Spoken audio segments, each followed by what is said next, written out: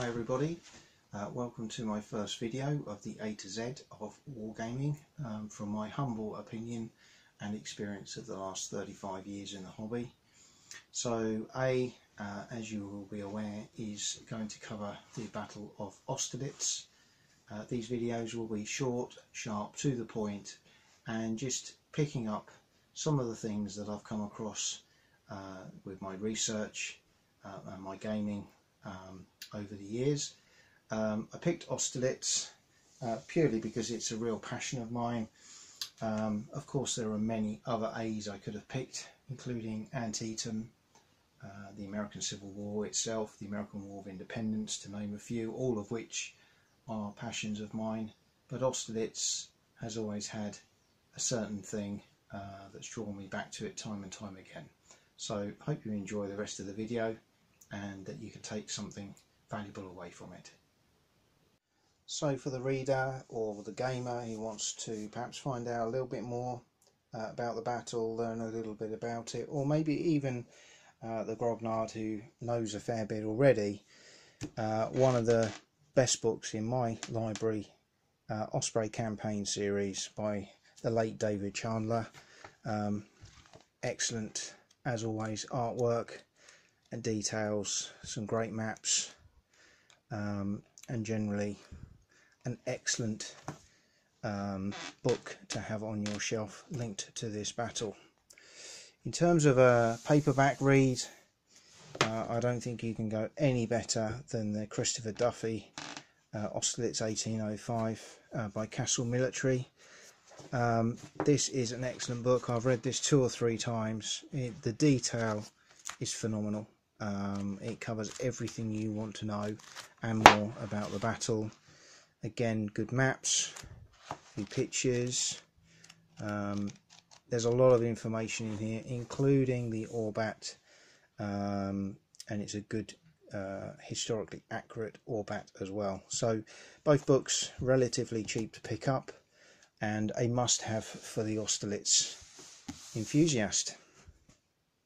So I visited the battlefield in July 2019 and would highly recommend our guide, Helena.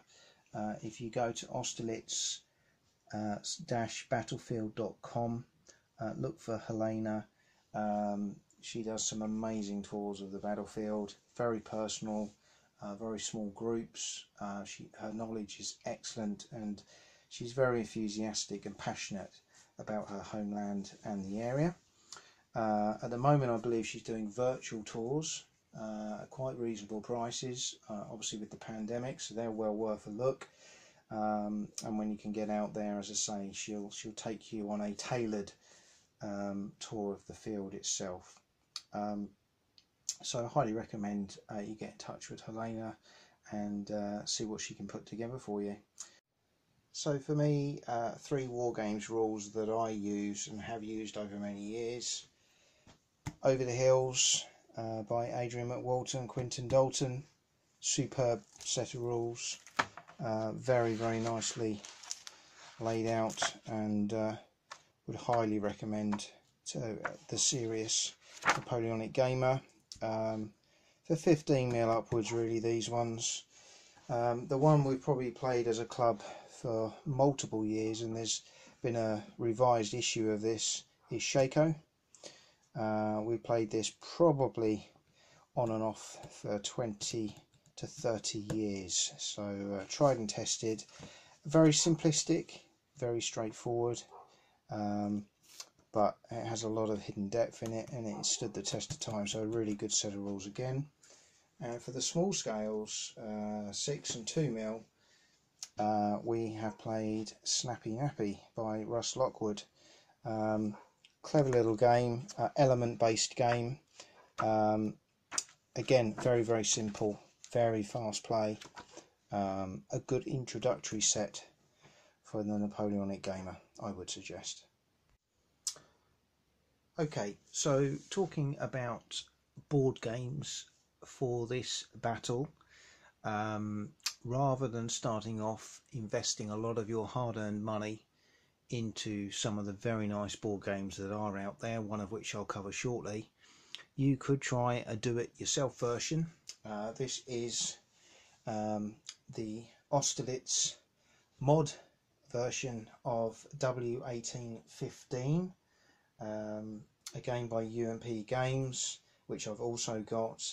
If you go onto the W1815 page on Board Game Geek and search through the various parts of the forum there, you will be able to find the files for download of this game. I downloaded the files, printed it out. I bought myself a hard board to put it on, which a folding board. Bought these pieces from a company in Germany, pre-Brexit to be fair, but I'm sure there are companies in the UK that can provide you with the wooden blocks. I bought some blue and green to represent the French, Russian, Austrian stroke forces. Some counters you print out and mount on MDF,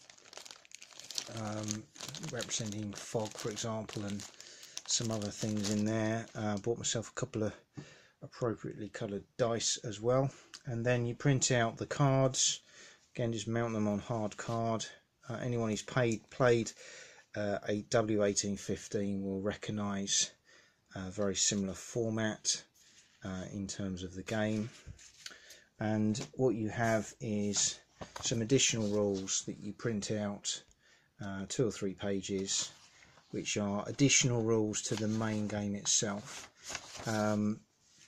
So that was my do-it-yourself version. I've played this a couple of times. It's a clever little game. Follows a very same theme, but it does give you a flavour of the battle, and for those starting out, a very cost-effective way. You could do this just with paper and cardboard counters with no problem at all, at a very low cost outlay.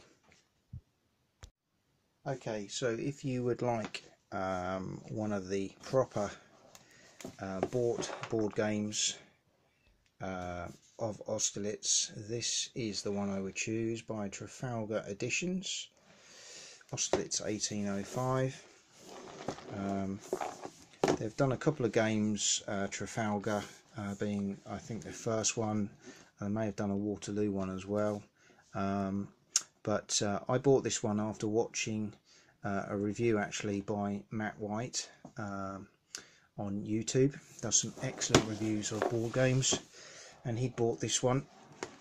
What I'm going to do is just set the board up shortly so you can see the map and some of the way this game looks. Again, this is not a video about an unboxing, it's just a video to show you some of the games I own and some of the things related to Austerlitz that I would recommend.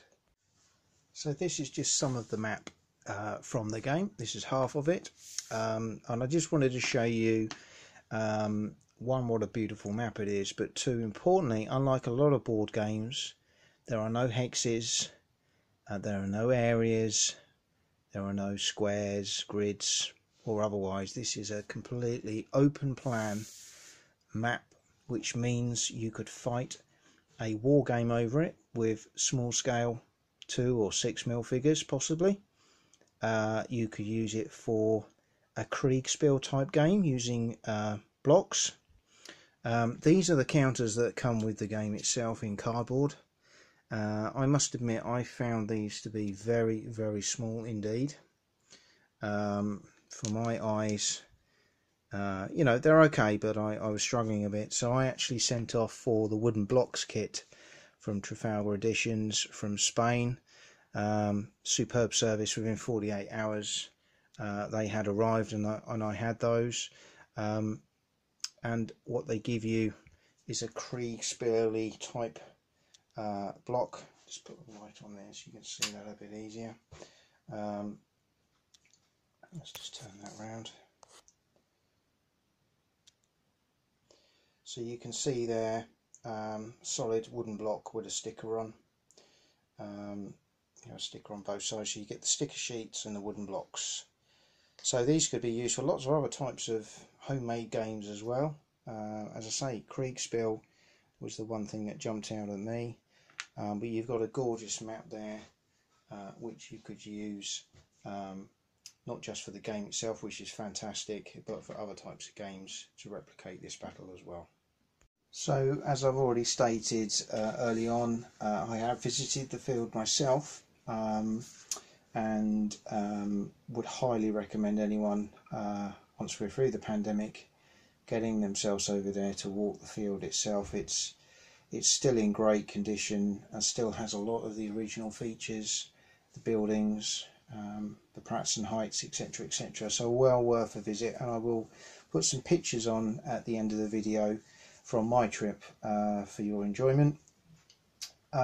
However, figure manufacturers, so if you want to game this battle, I think in 6mm you can go no further than Bacchus or Adler for Napoleonic figures of the Austerlitz period. In 15mm, historically I've always used Essex and Lancashire. There again are many other manufacturers out there, and in 2mm irregular will always take some beating in that very small scale. YouTube, I would recommend for, again, the beginner coming into the hobby, or even someone who knows a bit about the battle, to go to Kings and Generals, or even Epic History TV, where there are some very good videos around the battle itself, and they give you a good general overview. There's also websites wise, you could, or podcasts, you could look at History Hit with Dan Snow. He's covered Austerlitz. FrenchEmpire.net is well worth a visit, and as I said earlier, Matt White has done some reviews on YouTube which are very, very good. If you go to Art of Battle, there is a great animated maps available on there. That's http://www.theartofbattle.com, and there's a very good animation of the Battle of Austerlitz available on there, again for your enjoyment. So I think that covers most of the things that I've come across or used during my Austerlitz adventures, and hope you've enjoyed this whistle-stop tour, and it's giving you some ideas or reference points to go and find out a little bit more.